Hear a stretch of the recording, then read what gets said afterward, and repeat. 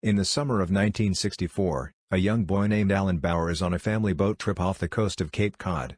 The waves shimmer, the sun glows on the surface, and everything feels calm, until Allen spots something strange in the water. Drawn by curiosity, he dives in, ignoring his family's frantic shouts. Beneath the surface, he sees her, a little girl with golden hair and a sparkling fishtail, a mermaid. For a brief, magical moment, the two share a silent connection underwater, an unspoken friendship born in the depths of the sea.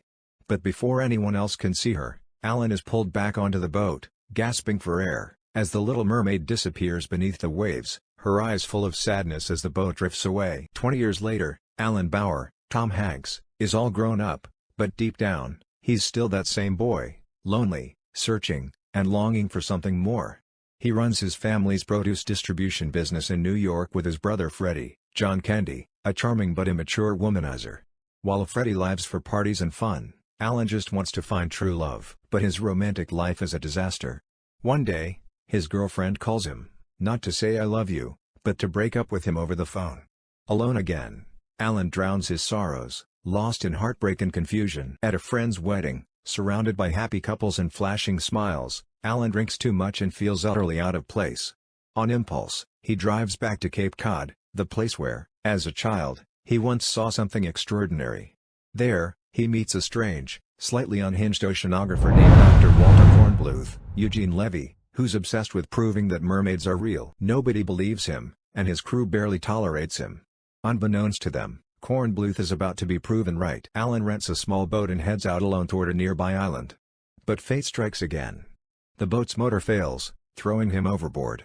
The sea pulls him down, and just when it seems like history is repeating itself, a familiar figure emerges from the blue. The same golden-haired mermaid, now grown and breathtakingly beautiful, saves him. She brings him to shore and vanishes before he can even thank her. Stunned, Allen is left dazed and confused on the sand. Back underwater, the mermaid clutches Allen's wallet, which fell during the rescue.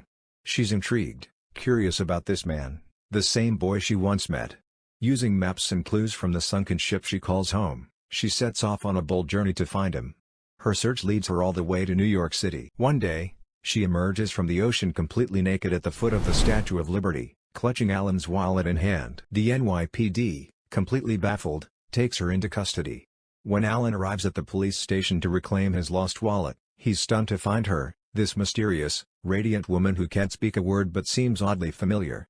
He takes her home, gives her clothes, and tries to understand who she is and where she's from. The next morning, something incredible happens. Allen wakes up to find her gone, but soon discovers her at Bloomingdale's, happily shopping for clothes, speaking perfect English. She explains she learned to talk by watching TV in the electronics section. Her innocence, charm, and curiosity about everything human captivate Allen instantly. He takes her home again, and their connection deepens. When he asks her name, she doesn't understand the concept. They walk past Madison Avenue, and upon seeing the street sign, she smiles and decides her name is Madison. From that moment, Madison becomes part of Allen's world, mysterious, kind, and full of life. Over the next few days, the two fall in love. Allen is happier than he's ever been. Madison explores human life with wonder, ice skating, shopping, and dancing. But there's one thing she can't tell him: she can only stay for 6 days, until the full moon.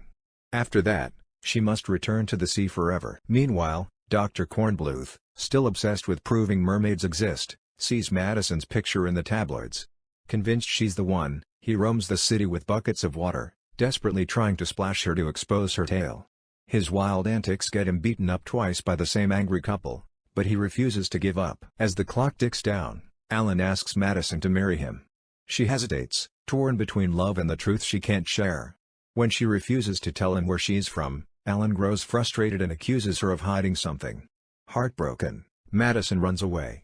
But realizing she can't live without him, she returns and agrees to marry him, even if it means staying on land and giving up everything. At a presidential dinner, where Allen plans to announce their engagement, Madison decides to reveal her secret.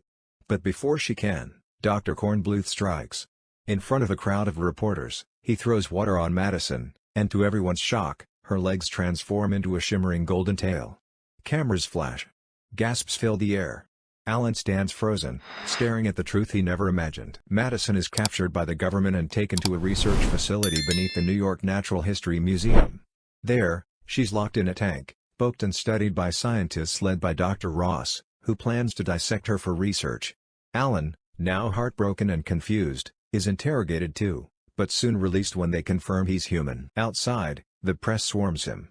Freddie helps him escape, scolding his brother for being so blind. "You were happier these last few days than you've ever been," Freddie tells him. "So what if she's different? You love her." Allen finally realizes Freddie's right, and that he'll do anything to save Madison. Allen finds Kornbluth at the dentist, guilt-ridden for what he's done. Together, they form an unlikely alliance. With Freddie's help, the three stage a daring rescue at the lab. Disguised as Swedish scientists, they trick the guards, thanks to Freddie's hilarious knowledge of Swedish learned from adult films. In a thrilling chase through the facility, Allen breaks Madison free, and the two escape toward the Hudson River, pursued by military forces. At the docks, surrounded by flashing lights and shouting soldiers, Madison begs Allen to come with her. If he does, he'll never be able to return to land. Allen hesitates, but when she reveals that she was the same little mermaid who saved him as a boy, everything comes full circle. Realizing he's loved her all his life, Allen dives into the water after her. Beneath the waves, Madison kisses him, granting him the ability to breathe underwater. The two swim away together as divers close in, but nothing can stop them now. In one final, breathtaking shot, Allen and Madison disappear into the blue, toward her underwater kingdom, where love has no boundaries, and two worlds finally become one. Some experiences can alter us forever. What did you think of the ending? Let us know your thoughts in the comments below.